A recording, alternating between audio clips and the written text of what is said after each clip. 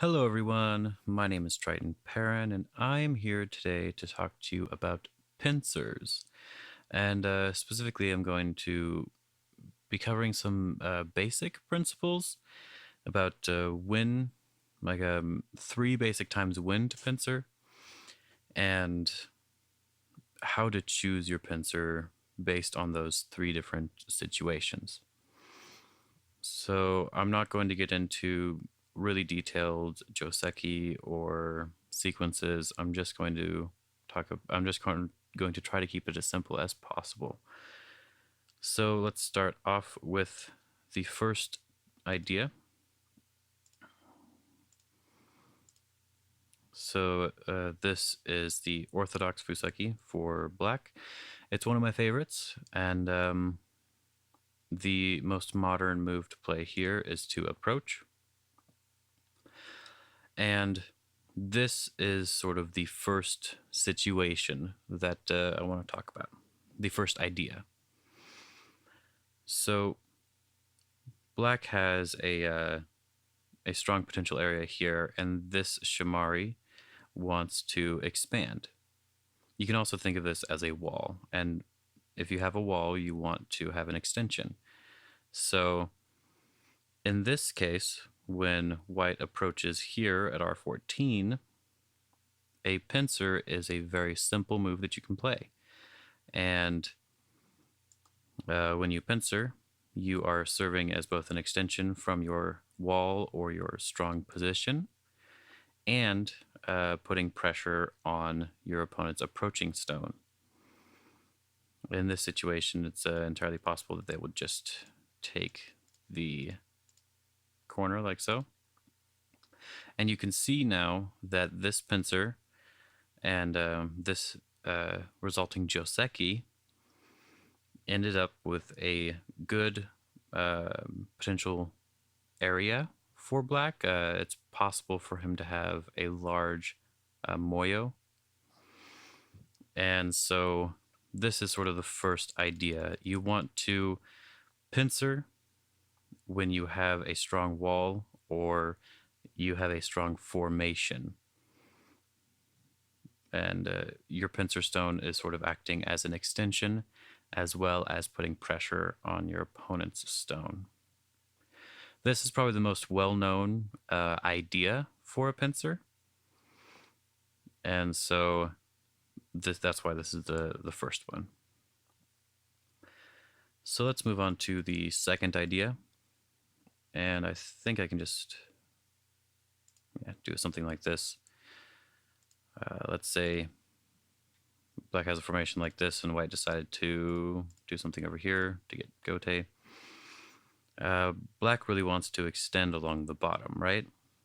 Just an extension like this is okay, but a lot of the time we like to approach the corner. So this is sort of the second idea behind pincers. And that is you want to pincer when you want to destroy your opponent's potential. So if you just back off and black takes a position here, this is a really good formation for black. And if you play something else, this is a nice square area of territory, which is a pretty optimal, pretty good idea for black to strive for. So if you don't like that result for black, I mean, you don't want black to get that result, or you don't want your opponent, whoever, then you can decide to pincer. And the pincer is serving as a way of destroying points for, destroying black's potential in this case. All right, so let's go to the third one, and then we'll do a quick review. Wait, I can do this one again. So sometimes you can end up with a pretty flat, uninteresting side. And your opponent will approach that side to sort of keep it flat and keep it uninteresting, as well as, break up potential and whatnot. And so this is sort of the third reason why you'd want to pincer. So if black just responds, white can tanuki. Well, not tanuki. White can extend here. Wow. Can't think today. But yeah, so white can expand here. This is sort of like a joseki. And a continuation from this joseki would be something along these lines. And something around this area. The idea here, though, is that black is sort of getting fairly large potential to grow in this area, but it's really hard to grow because it's all third line stones. Even now, white can still just come in here and do this and keep it all really kind of small. It'd probably be more safe for white to do something like this. But yeah, so this isn't really that interesting for black at all. So just answering and letting your opponent take the side is not really a good idea. So something that you can do, because I really struggled with this when I was starting, and so I never actually thought of pincering here. So the idea is that this side is not important, so you want to take the more important side. So like if white just jumps out, you can raise this position to the fourth line, and you still have presence on this side. And if white decides to do some sort of attack, you can just let him take the stone, or you can fight it. That's just up to you. But the idea is that you kind of want to... It's sort of... This pincer is serving two purposes here. You're trying to seal off this uninteresting area while playing on the more interesting side. And so those are the three basic ideas for when to pincer. So let's look at them again real quick. So the first idea, you have a strong position, a wall of some sort, and you want an extension from it. Your opponent approaches, so you want to pincer to get the extension and to apply pressure to your opponent's stone. The next idea is here, I guess. Yes. Your opponent can, if you just respond, your opponent can take a really good formation, and you don't like that. So you can pincer here to disrupt this formation. And so that's the second idea behind a pincer. And back to the third idea again. When your side is like really low or just uninteresting, it's usually a good idea to pincer so that you can kind of tie off this area, close it off, and also play on the more important side. All right, so now you kind of have hopefully you have a basic idea of when to pincer. But I think the more interesting question, or the question that more people have a problem with, is what pincer do I choose? So let's go back to the first one. Choosing your pincer, it does depend a little bit on the local situation. But with these three examples I showed you, there are very simple rules of how to pincer in these situations. And so let's look at, well, and it's very simple. So let's look at the first one. When you have this wall or strong formation and you want to extend from it, and that's the reason why you're pincering, then this is the most simple one to deal with. while at the same time being the most complicated, because you can play whatever pincer you want. I mean, there's tons of pincers here. You know, there's at least 6. Some people might consider this a pincer, but I don't really. So there's at least 6 possibilities. And when you are expanding off of your own stones, you just need to choose the one that fits your style. For example, I have been playing the Orthodox Fuseki quite a bit, and I've watched a lot of videos, and especially Little Lamb's videos, and I have an idea of the pincer that I like. In this situation, I like this move, the 2-space pincer, because if they take the corner, like so, there is a little bit of aji with this one stone, but it's not too bad. And if they go to reduce this area and I push up like this, I am still getting a decent amount of points here. Whereas if the pincer was closer, I'd be getting less points. If the pincer was further away, there'd be more aji with this one stone. And so that's the pincer that I like to play in this particular situation. Some people really like to play this high pincer here. I think that used to be like a really popular Japanese style for this. And you know, you have lots of different possibilities, and I think all of these have been played in professional games. So you can probably look up professional games and see how they went. But this is just up to your style.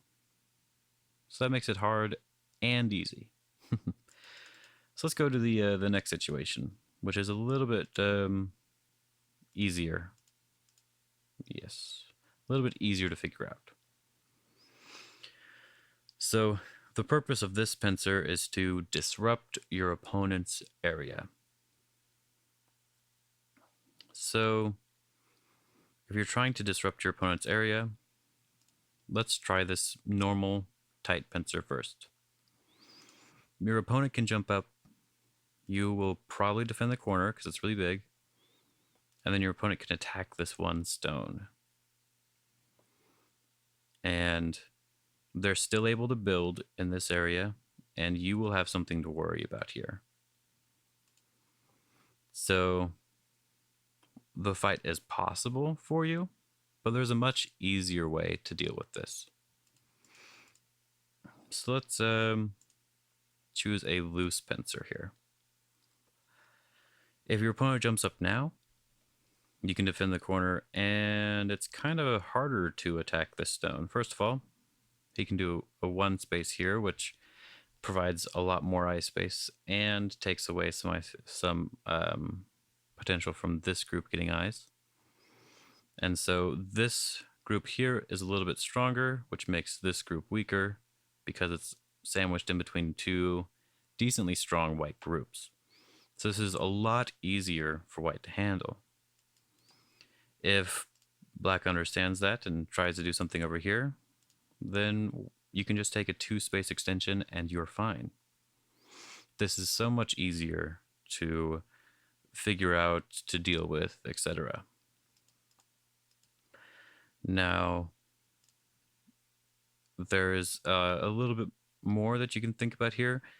With just a shimari, a low pincer like this will be fine because you want to settle quickly. You don't have to worry about much.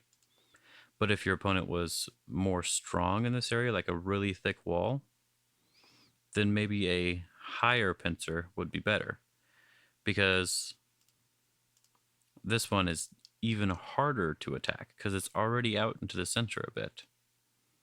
And if you attack here, it still has potential to make eyes on the 3rd line and jump out. It's going to be ahead of the opponent's stones very easily. So that is a very simple thing that you should try to remember. When you're trying to disrupt your opponent's territory, you want to play a loose pincer. And the 3rd one is, yes, it's like this. So this one is sort of the opposite of the one we just looked at. So if we think of the last one, where we wanted to um, disrupt our opponent's area, and think of a loose pincer, well, this pincer is a bit far away. It's not applying too much pressure to this white stone. There's a Joseki with the 2-space jump. This bottom is still completely flat. And that's no good. So what you can do instead is a tighter pincer, because a tighter pincer is more focused on fighting and it has a more severe follow-up. So like with this loose pincer here, if white tanukis, this is kind of a good follow-up, but like if just keep it simple. White is able to be fine pretty easily.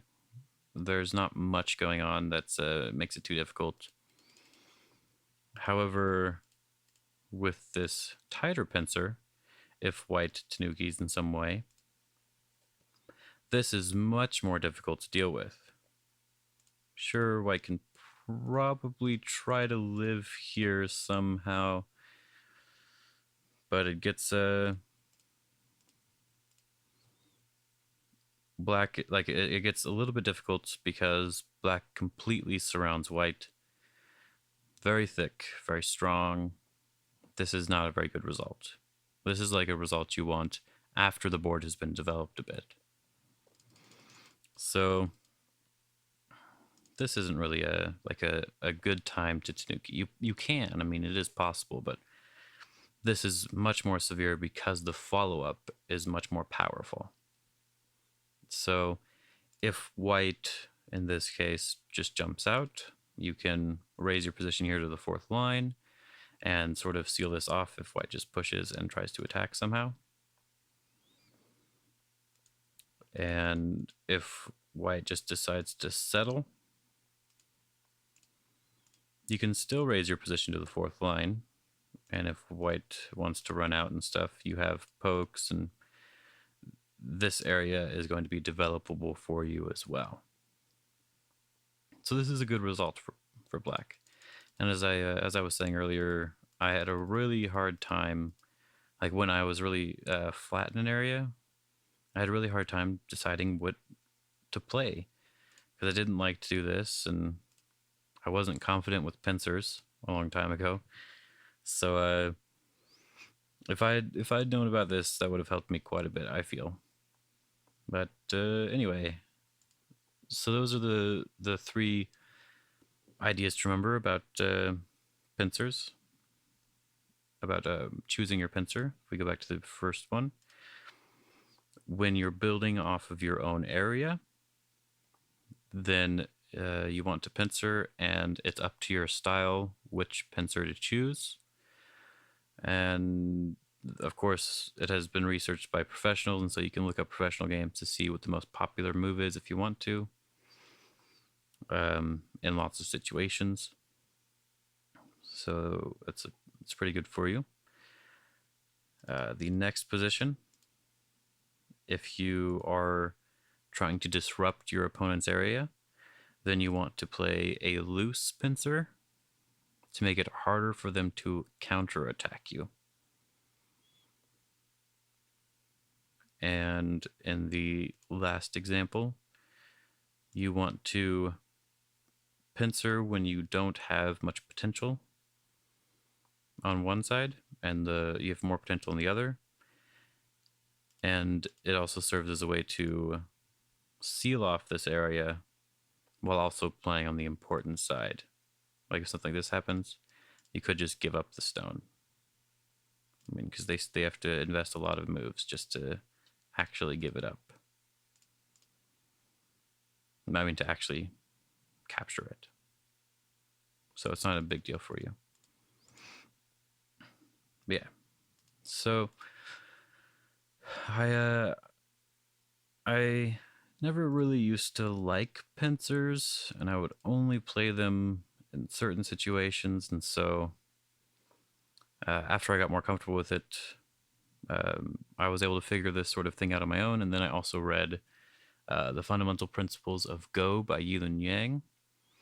And that is kind of where these ideas come from, because it was hard for me to put them into words.